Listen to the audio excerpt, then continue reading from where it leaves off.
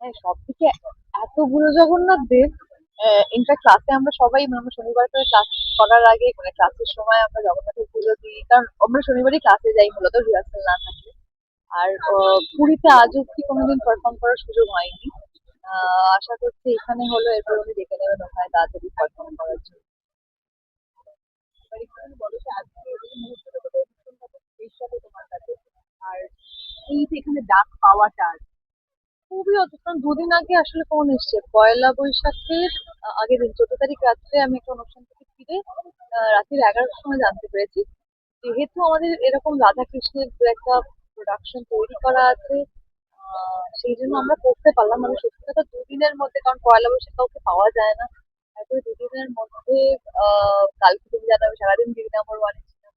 তো যা হয় আর কি, অন্য কাজকর্ম মিলিয়ে হঠাৎ করে কিছু এসে পড়লে অনেক সময় না বলে না বলতে হয়। তো জগন্নাথের কোনো কাজে আমি না বলতে চাই না। এবং ওই জন্য একটা তৈরি প্রোডাকশন ছিল, অসুবিধা হয়নি একদিন করে আমরা আজকে। বছরের শুরুতে জগন্নাথ দেবের আশীর্বাদই করা থাকে বলে। হ্যাঁ মানে এটা এতটাই কাকতালীয়, আমাকে ওনারা বললেন আপনি জানতেন না এখানে পুজো হচ্ছে? না, আমি জানতাম না এখানে পুজো হচ্ছে না, তাহলে হয়তো অনুষ্ঠান না করলে এমনি দেখতেই আসতাম আরতি বা যোগ পুজো, তাই একদমই জানতাম না। এটা উনি আমায় জানিয়ে দিলেন যে উনি এসেছেন।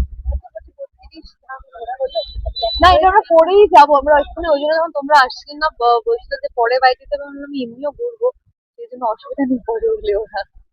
মানে এরপর দেখা হবে। হ্যাঁ হ্যাঁ, এরপরে যাবো, দেখবো সবাইকে দেখে আসবো।